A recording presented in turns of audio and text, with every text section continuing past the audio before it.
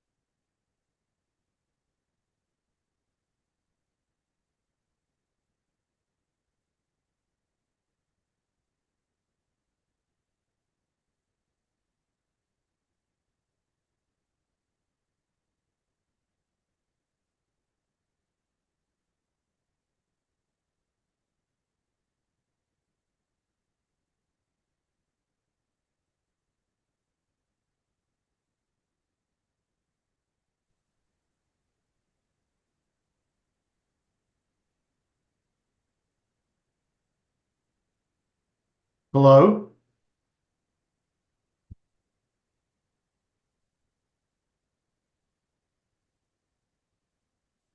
Hi, Alan. Can you hear us?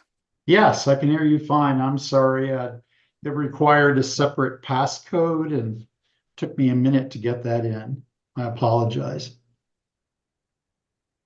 No worries. So we've got quite a few folks in the room today, and so much like the last session, what we'll do is we'll probably take comments from the room first, and then go to the folks online. Evelyn and I are here in the room, so we'll help facilitate that process. And so without further ado, I'm just going to get into a couple of quick introductions and housekeeping items, and then we'll get started. So I am Kelly Murphy. I'm the assistant city manager, and this is Evelyn Prim. She's our communications coordinator. The purposes of the meeting tonight, this is our third and final public input session for this engagement. And what we're looking to do is gauge public interest around recreation in Montpelier. So this process mimics the process that was done for the Country Club Road site and the actionable master plan. And so what we're looking to do is get feedback on recreation in Montpelier, whether it's at that site or within the existing site. And so Alan Becker is going to take it away. He's with our consulting group, Power Wellness. There's also a sheet circulating right now. If you just write your name and contact information down, that would be great, just that we can keep track of who is here. And then for folks that can't join us for these public input sessions, we do have this information in survey form on the website. At the close of the meeting, Evelyn will give a quick tutorial of where to find that. So I'm going to have Alan take it away from here. Thank you. When you're running the PowerPoint, great. I wanted to thank everyone who's attending both in person and virtually today. We had the pleasure of visiting Montpelier last month and getting to be tours of the city, tours of your existing recreation facilities inside and outside, visiting the Country Club roadside site. And the purpose of our visit and the purpose of the study we're doing now is really to see whether the community wants us to pursue a feasibility study. So this isn't a feasibility study because that would require more time, but it's really kind of an introduction to see, does doing a study like that make sense? What should the study include? And what is the community's interest in a new recreation and wellness center? And what does the community want to see offered there in terms of services and amenities? So if we can move on, we basically have this is our third meeting. And as Kelly mentioned, there is an on-site online survey that everybody can take. And what we'd like to do in this meeting, if we can, and we realize we only have an hour, is to ask some questions, get your reaction. Please feel free to be honest with us and to tell us what you're thinking and what you think should be included. So we're going to try to, as I mentioned, we have a lot of questions. We're going to try to get through these quickly. Our first question revolves around the issue of how does the Montpelier community define recreation and wellness? What does that mean to you as citizens and residents of the city?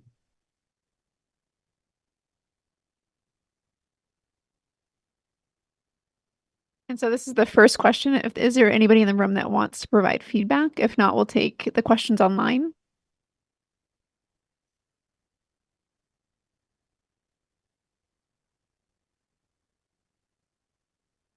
So, what does this mean to you? We have some people online. I'm not sure I can see them. They're all muted.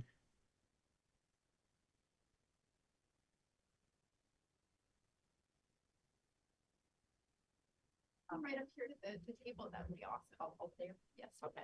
Thanks. Yeah. Hi, I'm Pam Passberg. I'm a citizen member of Montpelier. And I would define, I am a pickleball player currently at the Montpelier Rec. And to define it from my point of view, from what I'm seeing, last month we averaged 500 pickleball players at the Montpelier Rec. There Wow. were that's not 500 different people, but 500 people signed in last month to play pickleball. That was Monday through Friday. So there were also three, and I got this information from Heidi Eros, who is the manager of the Montpelier Rec.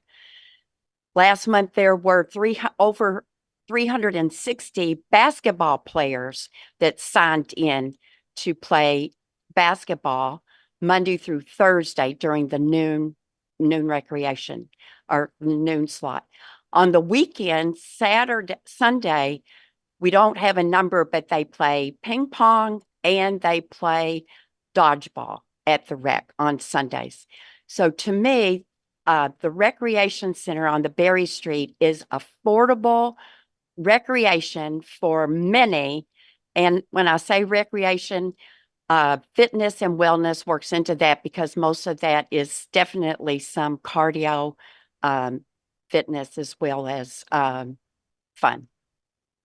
Okay, that's all. Great input.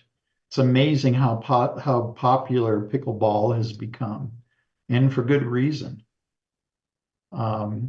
Anybody else want to offer kind of a definition of recreation and wellness for the community? We've got someone else here in the room stepping up. Hi again, I'm Nolan Carver. I'm just here at the microphone to speak my mind once again. I just observed an awesome hike through Hubbard Park. I was noticing the signs indicating the change in dog leash policy. I happen to be looking forward to that change. And I would just wanted to say, I like finding that strike, between the city, the suburban, and the Appalachian Mountain Country. And I just wanted to say also that I've been struggling with accessibility over the years due to anxiety and economic concerns. I'll give you an example. I would show up at the basketball in the rec center and I wouldn't have any money to go inside, wondering what I should do. Another example, I'll go inside and I'll play basketball, but they didn't like my style. They wanted to play hardball. So you see, I'm being marginalized one way or another. So I'm just looking for that social opportunity that I've mentioned in the past. We have to get out of these isolation zones. We have to have something that's social and accessible, and really a place that's civilized, honestly. Thank you. Thank you for that input.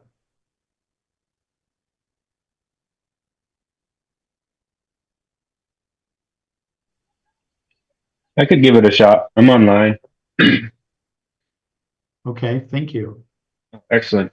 So my name is Kevin Q. I've actually been a resident in Montpelier for, about 25 years now. Grew up playing basketball at the rec center every day at noon. Yeah, during the summer, I'd play at noon. During the school year, they'd always have open gym between, 5 and 7, 7 and 9.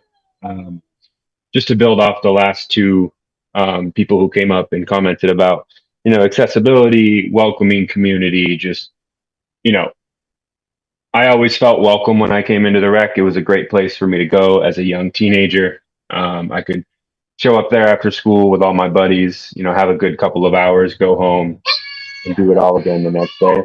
Oh, sorry, I got my kid in the background. It's Um, okay. and as a, oh, 1 second.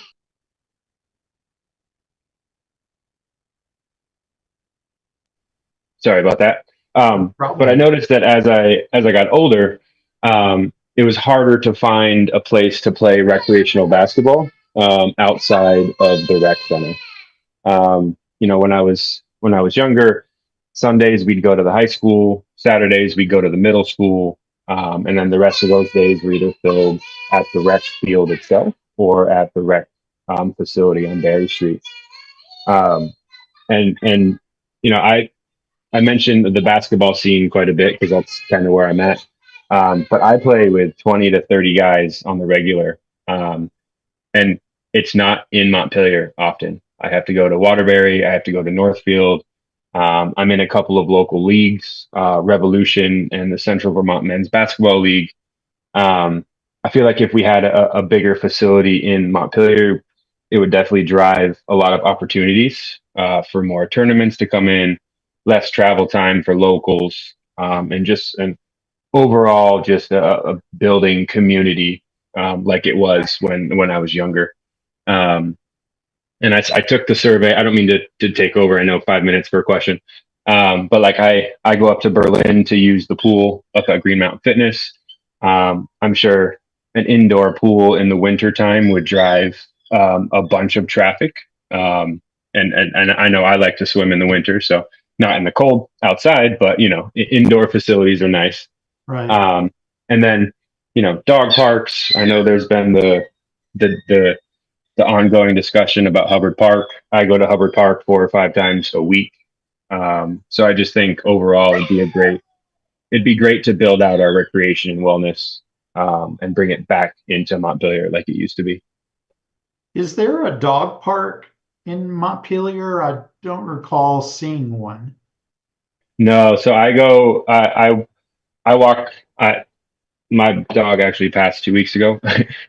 So yeah, I know that was a word vomit. But I usually take her to Hubbard Park quite a bit. There's miles and miles of trail, or we go to Vins. Vins allows you to walk around and stuff like that. So an actual true dog park in Montpelier, I think would help the community, especially with people who just go to Hubbard Park to walk and they don't want to be kind of have a dog come up to them without their leash. And I know there's a lot of people who don't like to have their dogs on leashes because dogs have more fun that way. So yeah.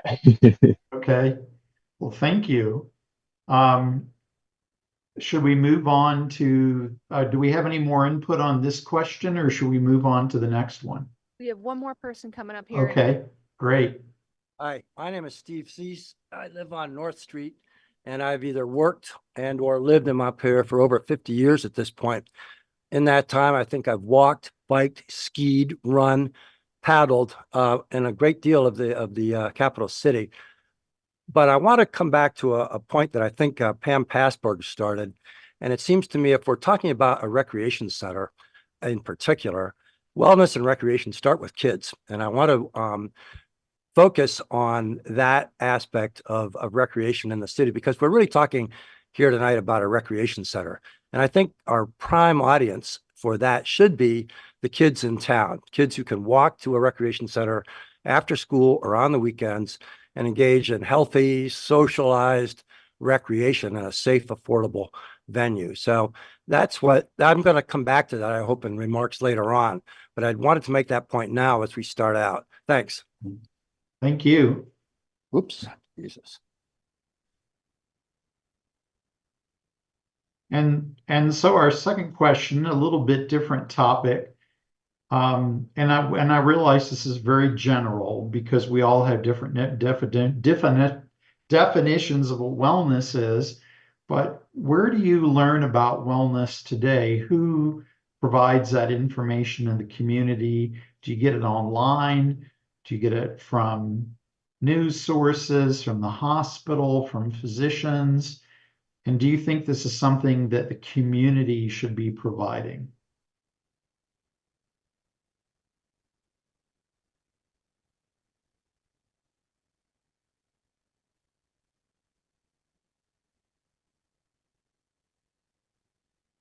Any thoughts on this? Do we have anyone in the audience?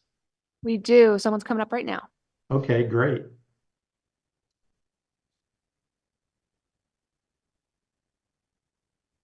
Thank you for the question. I'm really loving this meeting. I think about this question all day long. I'm a psychiatric survivor, mentally ill.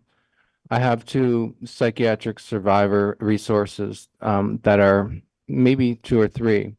One of them's a formal conventional model, and we have a lot of great affirmations and great employees. It's not perfect, but it's safe and colorful and functional and clean. Another one is more improvised and not entirely safe or clean, but it's very humane nonetheless, although these places are very quirky. Um, um, my point is that I think of in terms of psychiatric well-being, sort of like how can I access that, like that socialization? How can I get that food and that community around the community meals, also known as soup kitchens? We used to have several of them in this town. We have one daily at one specific location. These meals are becoming more and more popular with a homeless pandemic. The quality of my life has been challenged by the flood, which has removed these churches, etc. So that's where I'm coming from as far as how can I meet my basic needs for socialization, some nourishment, some civility around that table means everything to me. But like I say, we're full of elbow to elbow of quirky people. It's very stressful in there. I've had to have a legal prosecution just to feel safe in that place. So thank you, Alan. Thank you for asking that question. Well, thank you for your thoughts. What other kinds of, do people see that there is a need for a physical location for wellness services?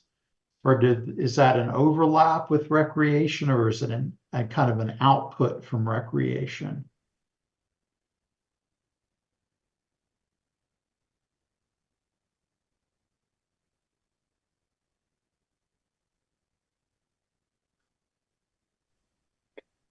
Steve Whitaker.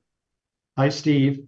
I think that wellness is self-defined and that recreation is more culturally or academically defined. So there's a lot of folks that I believe are, joining or creating bike clubs or running clubs or frisbee golf or whatever. There's various recreational activities that are inspired by just creating community and creating collegiality. Whereas wellness is, I think, far afield from our infrastructure discussion. They're related, but they're not. I don't think the city government needs to have a role in defining people's wellness track. I think everyone needs support in defining their own wellness track, but I don't think that's a role. I think we got more basic essential needs for city government than intruding into people's wellness prescriptions. I think that's a really good point. I like what you said. Wellness is kind of an outgrowth of the opportunity we create with recreation. And I think that's really that's good input, good guidance. Looks like we have Thank you. online. Marna, you can go speak now. Yes, I agree in part with the last speaker. I don't expect wellness information from city government. I expect wellness information from many other sources. I expect city government to provide responses so people can partake in their own wellness by creating recreational opportunities and the thing like the feasibility person mentioned. But I do not expect the information to come from the city. Thank you. Thank you. Are we ready to, oh, okay. And so we're on question 3.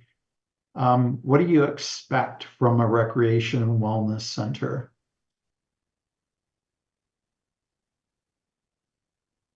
If the city were to, let's say, build a new one or remodel the existing one. Perfect. We have someone here in the room. Great. I'm Todd Olson. So we moved here about 25 years ago, and I'm an avid tennis player. At the time, we had 4 indoor courts at First and Fitness, and it became sort of one of the centers of community for me there. Some of our first friends were my tennis friends, and they're still some of my best friends today. We're about to lose our last indoor tennis court in Montpelier, which means that the closest indoor tennis courts are probably about a 40 to 45-minute drive away. And I think it's a huge loss. When I was a kid, I grew up in the suburbs of New York, which obviously have it's a bigger population center, but we had really vital junior tennis programs at a couple of indoor tennis centers. I spent many hours during the day when I could have been out on the streets doing much worse things than playing tennis. And there again, it was a source of both recreation and community for me as a kid. And it's something we don't have here now. And I think Wendy Watson, who's coached tennis for a while here, can speak a little more to how much of a loss that is. So when we were there was the tennis court at Green Mountain announce they were closing or something? Yeah. Hi, I'm Wendy Watson. I've lived in Montpelier since 1997. Hi, Wendy. Hi there. I'm an avid tennis player in the community and a USTA player. And also I've coached the Montpelier high school team for 18 years, retired now. But that was a big part of community wellness, being part of the kids, the young adults in the community, growing a program. So yes, Green Mountain Community Fitness, it used to be First and Fitness. They had 4 courts. They went down to 2 courts, one of which was pickleball and then one of which was tennis. Nick, the owner, has just announced last week that this will be the last winter of indoor tennis in central Vermont. And July 1st, there will be no longer any indoor tennis. And so I think it's a huge, it's hard for the tennis players because we have nowhere to go in the community, and it's not realistic to drive 45 minutes to an hour to travel to play. And it's a huge piece of our community. For the adults, but I also wanted to speak to just what it means for the high schools. The high schools have really developed, the high school tennis teams have really developed. We've had state championships. There's, Spalding, there's U32, there's Montpelier, and winter in Vermont is tough. For part of the training in spring, I would have them shovel holes in the snow for training because we have to get on the courts. So in order for us to have any time to hit balls before our first match, we need indoor courts for the coaches to work with them. And I think it's going to be a huge loss if we don't get the indoor courts. I would like to see the land up at the Country Club Road have some sort of tennis barn with at least 2 courts in it to facilitate both the community, but also for the high school kids in particular. And then at some point, I hope someone will speak. I'm an avid paddle tennis, platform tennis player too, and I travel to Burlington once or twice a week in the winter, and that's a huge sport that is very community based and social and wellness, and it's an amazing sport. And eventually, I would love to see some platform tennis, just 2 with a little clubhouse up at the Country Club Road, and I'm sure other people might speak to that.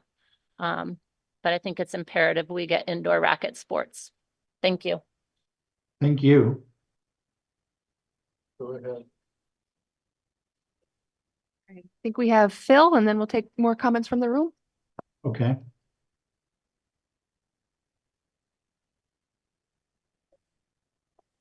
Can you hear me now? Yes, Phil. Okay. My expectations would be twofold. 1, the location, and 2, the cost.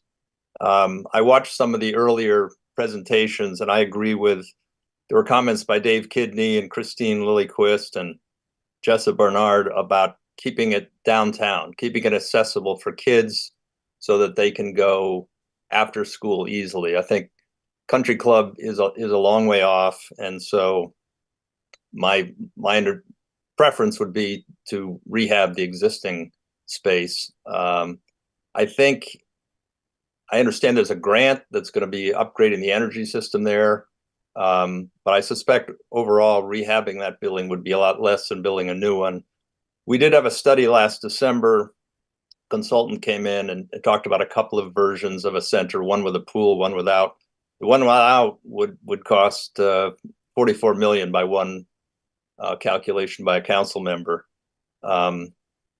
We're a city in a bit of a fiscal bind now because of the flood. We have a lot of big needs: roads, water pipes, housing, and maybe even a new high school. Our municipal taxes are probably already the highest or next to highest in the state, and our school taxes are going up as a result of changes in the education finance law. So I question even whether a big bond, like even if it's 30 million, would pass in Montpelier. Not to mention the debt policy we have, which limits how much we can borrow. I look back at a 2019 survey that the city did on recreation. It said only 25% of people in the city would pay $250 to $350 more a year in property taxes. So I think there are limits to what you can expect taxpayers to pay for here. And the consultant last December said even the smaller center would require an annual fee of $450 per adult or $700 per family. That might be more than what some people can afford, and certainly goes against the desire for accessibility. I'm just hearing about the tennis concerns, and I sympathetic to that. I understood at the first meeting, Nat Winthrop was here to discuss a proposal by the Hub group, which has been around for a while, but said they're about to make a new proposal to the city. And my understanding is that would be a tennis and pickleball and maybe paddle tennis facility, but more privately run, or at least built. So I'm perfectly open to that. But I guess I would not be in favor of going forward with a feasibility study to look at building a new big structure, a new replacement rec center up at Country Club. Thank you for your time. Thank you. All right, we have other people in the room that are on their way up.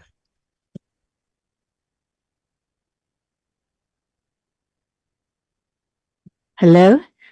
Hello. Hi, my name is Darian McElwain, and I would like to build on what Wendy talked about. Just to talk a little bit about me, I've been here for about 35 years. I was out of the country with my daughter, and we came back in 2017. And I didn't know anybody. I had gone through a breakup. I was kind of in the woods, and I started playing tennis again at First and Fitness. And back then, there were USTA, there were old people, young people. There was an amazing kids program where kids from young kids from elementary schools. Then there were high school kids from both Spalding and from Montpelier and from U32 all playing together. We had a woman who was played up until she was 100 years old, and she was a darn good player. And we had all that, and we've lost it. We talk about having one court, but that court is not accessible to any of the kids around here because it's basically after as soon as school is ended around 4 o'clock, it becomes a soccer field or a soccer place. And so since First and Fitness is no more, and we have one court, which is only open sort of during the day, we have lost two teams for Spalding. We've lost both the boys team and the girls team. The boys team at U32 is also struggling to stay. The girls team is struggling. Montpelier, under Wendy's coaching, took championship after championship after championship. That also happened with JP. Now it doesn't happen. And I also want to talk about the kids. They don't have any place to play, and the consequences of that is a little scary. My daughter played for Montpelier a couple years ago, and the only place for her to play, for any of those kids to play, was at the Bridges down in south of Waitsfield, kind of down by Warren, I believe. And the kids would be driving icy roads. We're talking about 15, 16, 17-year-old kids driving down by themselves. And I was terrified, for my daughter. My daughter was scared. They'd go in snowstorms. And, I don't want to name individuals, but one of our best players was driving down, hit ice, hit the guardrail, went over. I believe she had two other girls in the car with her. Everything was okay, but it could have been really bad. And yeah, everybody's struggling right now. Just like Wendy said, the kids have absolutely no practice until the season starts. And we're talking about wellness, people being together, old people, young people, boys, girls, men and women. And we really, really need a winter tennis program. It's a lifelong sport, and we need it here in Central Vermont. And right now we have nothing, and everybody's scrambling about what we're going to do for the next year. Thank you. Thank you.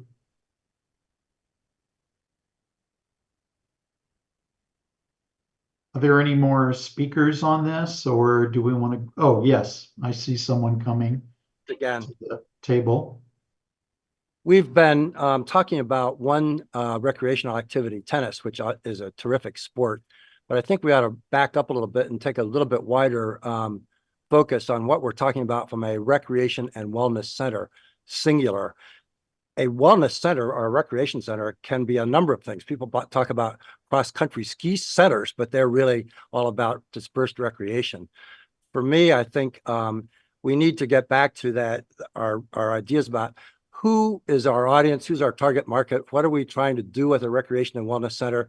I said earlier that I think a prime focus in the city ought to be for the kids in the city. And my theme here would be keep the kids downtown, where we really want them, where kids on the streets after school or on weekends create a real sense of vitality and community. They don't have to drive to a a distant location on the outskirts of town with a kind of a painful drive at times. Tennis is a great sport. And I think that getting back to the Elks property, the country club property, it seems to me that property is best suited for dispersed recreation. We already have walking, running, dog walking, skiing, a disc golf center, and it seems to me that the Elks property is best suited for those forms of recreation. If people are interested in a privately funded tennis facility on city land, that's great. And I would probably be supportive, with the understanding that if it's on city property, perhaps people less able to afford play time, court time, would be able to play, and so on. But as an idea, it's a great idea. Coming back to issues about a municipal recreation center, we also have to remember that the city is basically broke, and how we would afford a multi-million-dollar rec center at the country club property is really beyond me. Phil Dodd mentioned earlier some of the problems facing the city: crumbling infrastructure, a really serious problem with the unhoused folks in the city. And the possibility of another devastating flood, which could occur at almost any time.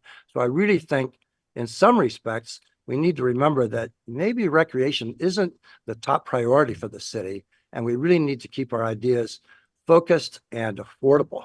And with that, maybe I'll be back, maybe not. Thank you. Thank you. Looks like we got one more person in the room, and then we'll go back to Marna online. Okay. Actually, we have quite a few more in the room, which is awesome. Hi, my name is Kristen Cantu, and I live on Foster Street. When I think about a recreation center, I definitely appreciate the gentleman's perspective on, let's start with the kids, but I don't want to forget about the adults as well. I have a young child, so I definitely want kids programming, but I think we need robust programming for all ages. You know, the Surgeon General had a report on how there's a loneliness epidemic, and as people have talked about already in this group, about the benefits of coming together as a group, and I think that would do a lot for our community. To have this sort of programming for all ages. I want it to be affordable to everyone, and I also want it to be accessible. You know, the benefits of having something downtown, you know, making it walkable is great. I understand that we may not be able to offer everything downtown. So if there are things that are offered up at the country club, I'd like for there to be real thought put into transportation, public transportation that's actually available and runs regularly to get kids there, to get adults there. It's important to me that we build a community center or a recreation center that seniors have access to, you know, whether it's being able to walk there or being able to access it easily, you know, through public transportation. You know, I want our senior citizens to be able to age in place and not necessarily have to, you know, go somewhere else to do that. Thank you.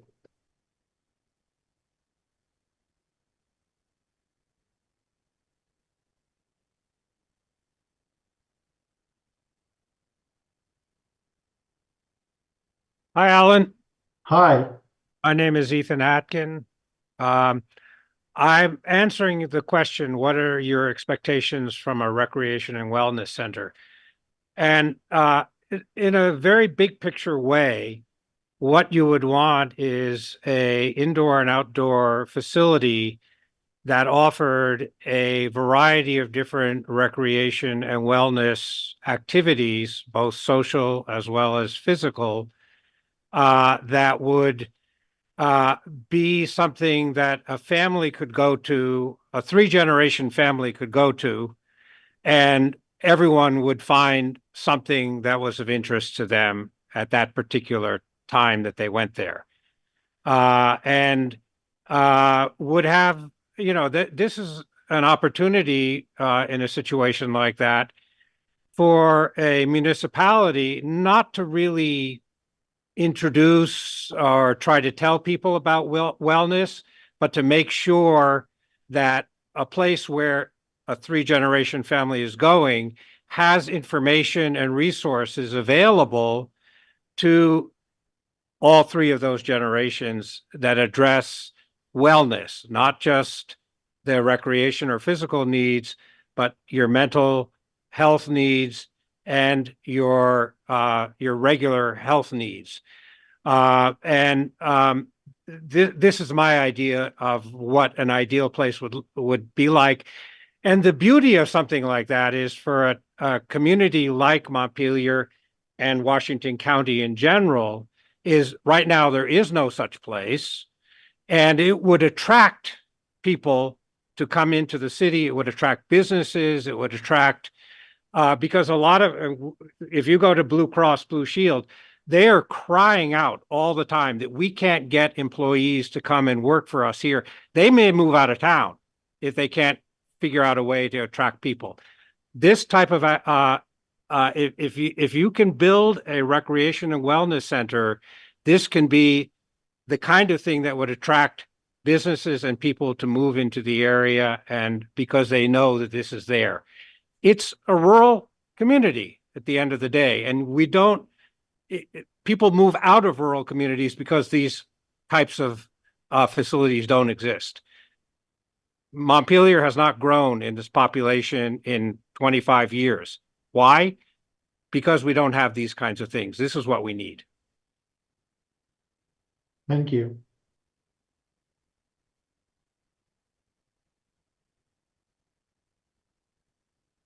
Hi again, Alan. It's me, Nolan, again. Uh-huh. Yeah, thank you so much. I'm really loving this dialogue so much. So I just find it so awesome and interesting that some of us are making a point of that perceived difference between recreation and wellness. So for me, I'd like to just specifically sort of reemphasize, I do specifically think that a wholesome community does have to use this word wellness in our everyday vocabulary. I'm simply wondering if this word makes some of us uncomfortable, perhaps because it suggests a clinical angle of inquiry. Is the word recreation more synonymous with a busybody, a World War II era industrial mentality? In this century, we speak of group meditation, daily group yoga, tranquility. So much of our emphasis for the kids is on these competitive sports. I'm interested in seeing those options for interacting with children and families, like at our pool. We do have local gymnasiums. I do not go there and run on a treadmill or do spinning or lift weights. I find that kind of redundant, if you see my point. Although the gymnasiums nowadays are really nice, they have a more of a cafe in there. Have you been up there? They have a community up there. There's even a substance recovery center day that's free and accessible. So that's where I'm going in this year 2024 with a mental health pandemic, an obesity pandemic, trying to survive this COVID era. Thank you, Alan. Thank you.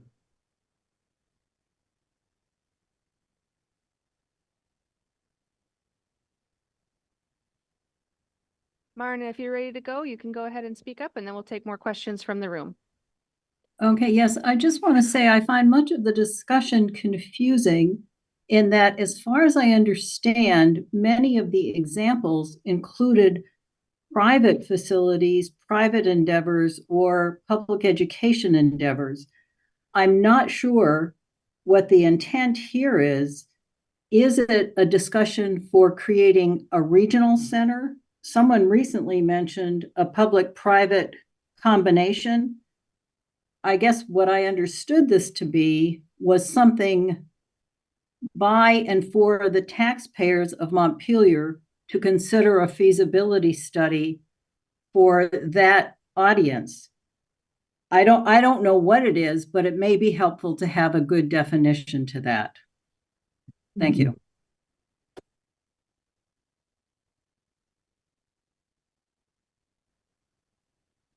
You're going to speak to that, or you want to leave that for another time? No, I'll speak to it. It's a really good question. Um, I think our assignment is to frame the question that Marna just pointed out. What are the options that are on the table and what makes the most sense? Montpelier is a very kind of active community where the citizens are very used to having a lot of input in thoughts as to how to spend their money. And there are a lot of different ways to approach this. There are a lot of things on the table. One is redoing the existing center. And there's been a study done of that, and that's a multi-million-dollar project. Another is to build something completely new up on the country club property. We've certainly talked to the hub group about their proposal. And we also, on our site visit, were a little surprised by how potentially usable the existing Elks facility is. From the outside, it doesn't look like much. But when you walk inside it, and I'm saying this from the perspective of a person who's been in 100 recreation facilities around the country, maybe more than that. We were kind of surprised by how nice the interior of that building was and how it had been used for different things like childcare and, various recreation facilities. And so I think there are a lot of options on the table, and I'm not sure that we necessarily have to pick one alone. We don't have to say we don't have to pose, either you do this or you do that. And if you do one thing, you close off the future of the other thing. There may be a possibility here of doing several things by more creatively reusing the things we have, like the Elks Club property. And maybe that's us viewing it objectively from the outside. That's the advantage of coming in from the outside, is to look at something and go, this is actually pretty nice. And maybe with some minor innovation, we could make this look like something very attractive, and that could serve one part of the market. So I'm just trying to make sure we understand that it doesn't necessarily have to be one thing or the other. There might be multiple options available to us here. And one of those might be a public-private partnership, for racket sports. I think this is Steve Whitaker again. I think I'll expand the range of options here because it feels like a racket. We've just been through a community trauma, which has still got lingering division over a private developer wanting to put in a hotel, but he couldn't get insurance for his garage. So the city bonded $10 million for a garage, and the whole thing eventually fell apart through extended litigation. But it really divided the community into who wanted city funds and bonding capacity to go into what. We don't yet have a clear vision, or even a feasibility study for the Elks Club land. We don't know whether the railroad intersection with Route 2 is going to preclude a certain amount of traffic up there. We don't know how much of it is buildable for housing or what type of price point housing. So we don't really know what the market is if we're going to talk in market. But that's a publicly owned. We did invest $3 million of public funds in it. And if I were to live up there, I sure wouldn't want to hear pickleball and tennis all the time unwillingly. I have no control over that. We have other options, and I'll speak to the liquor warehouse down on Green Mountain Drive. It is in the flood zone. It had a few feet of water on the first floor in the last flood, but it's tall enough to even have a second deck for running. And the state is looking for another place to store their liquor. So that could house tennis. We also have a lot of vacant parking lots with the state not reconvening its employees, and parking lots that could house one of those inflatable balloon tents for indoor tennis. Safe distance from those who are annoyed by the noise. So we currently are. So I think we need to examine a distributed model of recreation. Our pool is way out on Elm Street, and there's no need for. And I also want to support the comments by Phil Dodd and Steve Cease about I think we're about $200 million in deferred maintenance in our infrastructure, in near-term debt to get caught up, and the community, the proximity. It's totally inconsistent with our green self-righteous goals to be driving up to the country club to get our recreation in. So until we know what kind of housing is going to be there, or if housing is going to be there, if we decide to sell the property, maybe we can sell it to the hub and they can do what they want with it. But in the meantime, I think we need to look at other options for racket sports and definitely consider a relationship to the high school facilities and to underutilized parking lots, which could be enclosed for winter tennis, paddle sports. Also, we have a crisis going on. There's something really privileged and annoying to me that we've got 60 plus people outside and another 60 about to be ejected from the hotels. And we can't seem to get a plan or a high powered consultant to put, to lead a discussion on that emergency while this one is taking up so much bandwidth. Thanks. Thank you. So Alan, maybe we can move on to the next question. We've got time for probably one more. Sure. So I think this was the core one, and this is an extension of the question before. What programs and services do we need? Maybe we've touched on that enough with the discussion about tennis and racket sports.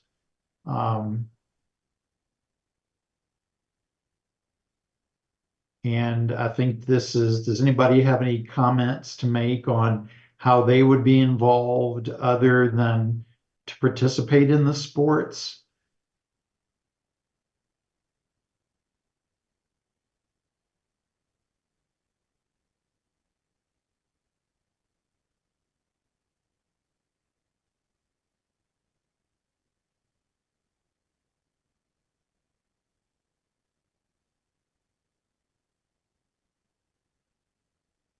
And I think we've also touched on this. Does anybody have anything they want to add to this?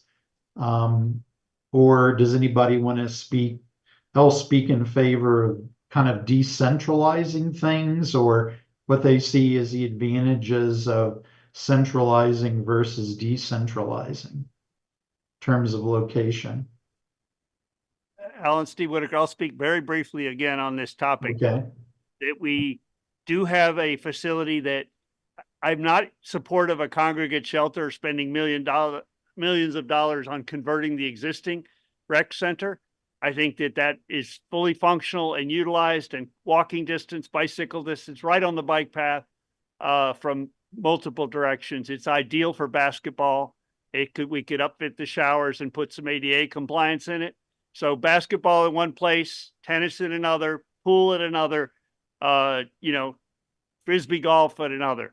I think that a distributed model works well to not create an over-organized. Let's let these things evolve organically and in a least cost model. Thanks. Thank you. And I just would like to point out that there was a master plan done for the country club site, a very thorough master plan that kind of points out where housing might go and where other services on the property might go. The city did do that. And we do have a copy of that report and we've been studying it. Very, very thorough. Yeah, Alan, I'd like to also point out that was the Whitenberg study that was presented, and it was specifically not adopted, despite what you're reading in the draft city plan. It was not adopted, and there was objection to even calling it an actionable plan. So it is not an adopted actionable plan. It's a concept. And she's going to cut it off because she doesn't like what I'm saying. Contrary to your comment, Steve, it's about time, and we're into final remarks. So I appreciate you jumping in on that. Alan, did you want to kind of close the discussion and talk about, what's next in terms of this process? What comes next is that we're going to write a short report for the city on what we observed and what our thoughts are about whether or not it would make sense to proceed with some type of feasibility study. We're going to address what we saw when we visited. We're going to try to gauge what we've heard in these meetings, which I think have been very, very helpful. And we're also going to point out a little bit about how, you could either centralize things, which is, there is an issue of staffing from the recreation department. Their staffing is very limited, and we want to make sure that they can manage and supervise and provide recreational services safely at all the locations they're charged with supervising. Another issue that we'll address is what will be the cost of renovating the existing recreation center. A study was done on that versus, renovating country club, and then the possibilities of a public-private partnership. One of the things we have to be careful of here is that we don't want to burden this idea with too many kind of decisions that just put us in a continuous loop where we don't make any progress. Because if there's one thing we've heard pretty consistently from people in the focus groups we've had and the interviews we conducted, it's that the community needs to do something to improve the way it delivers recreation services. At the same time, we need to be very cost conscious.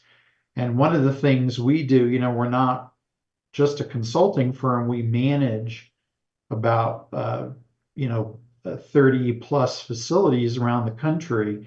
And it's really important to us that when a community invests money in a recreation facility, that it looks at the long-term maintenance of that facility. We don't want to have a big bond sale, build something new, and then not have the money to maintain it properly, because these facilities do take a lot of wear and tear. They degrade, and they need to be constantly maintained and updated. So looking into the future, and making sure that what we recommend is something that your community can maintain is very important.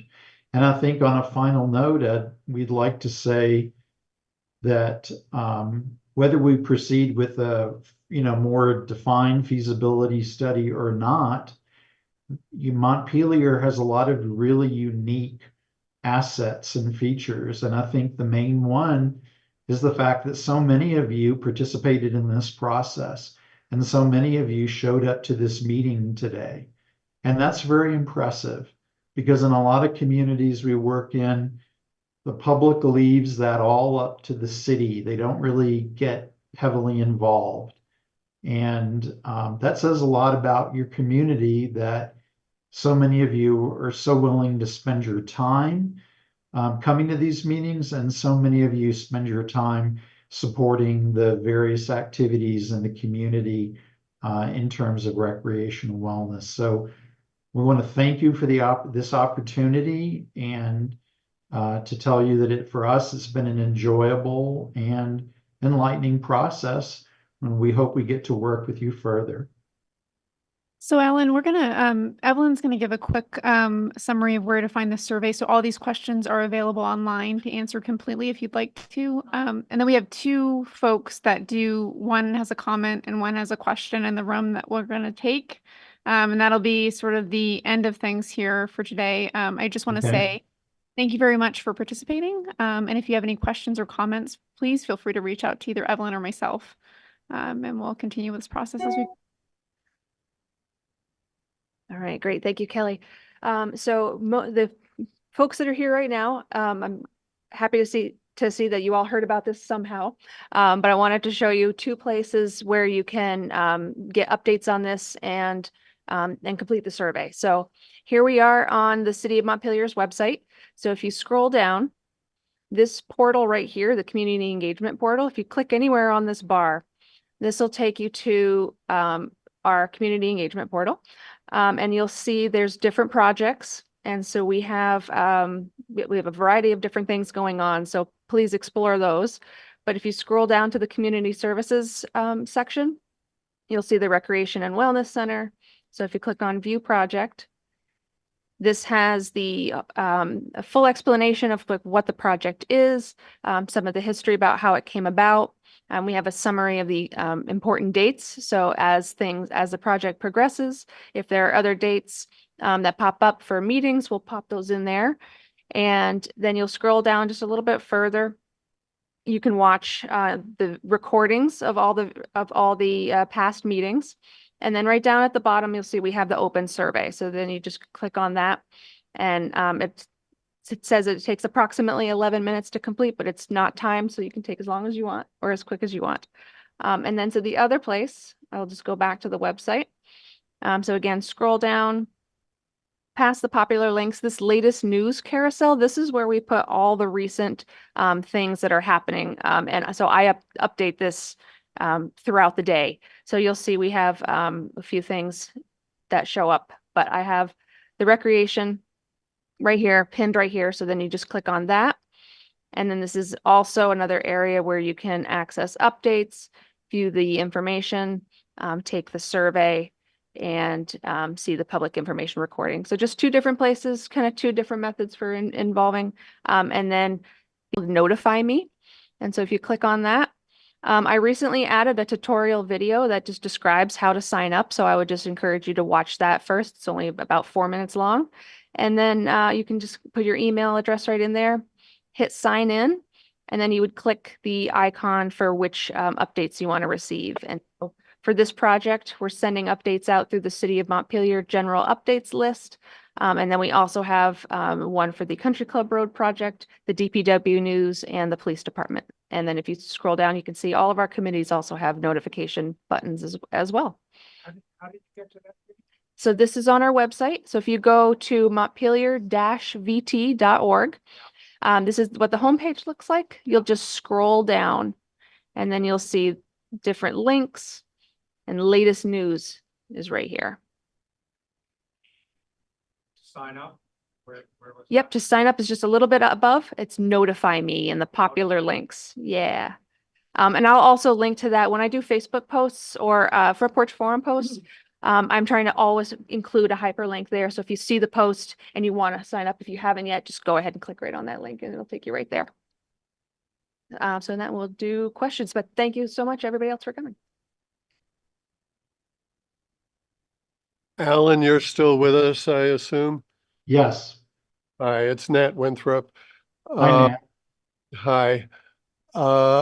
In terms of public-private partnerships, I understand that's something that Power Wellness has different models for and have helped encourage and create these partnerships, maybe in 100 different places around the country. When we first heard from you, there was a big focus on the medical center. And you also said that you would be meeting with major employers like Blue Cross Blue Shield or National Life of Vermont.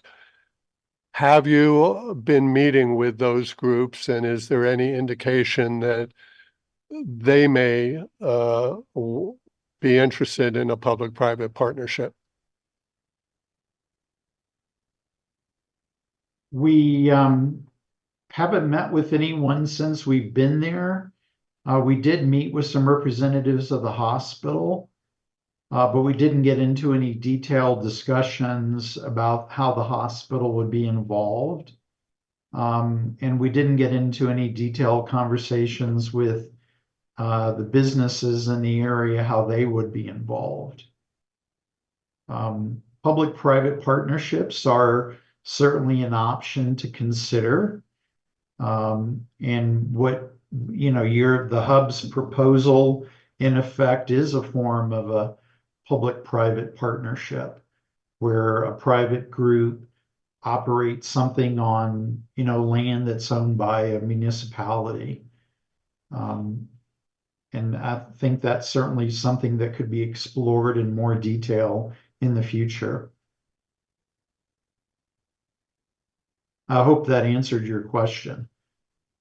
We did not hear anything in our meetings that would suggest to us that people weren't interested or that wouldn't be a possible solution. My comment was, you kind of addressed it, but there are a lot of people here that have opinions and things on a lot of those questions. So you answered that. So I just think it's really important that people who are here and who are online that have their opinions do the link to the survey to get your thoughts across. Thanks for doing this. Really appreciate it. Oh, thank you. And I can't see the audience, so I don't know how many people are there, but it sounds like there are a lot of people there, which is just great. It's terrific. Yes, thank you, Alan. So I think with that, we're gonna bring it to a close. Thank you, everybody, for coming. Stay tuned. Thanks. Thank you, everybody. Thank you. Thank you.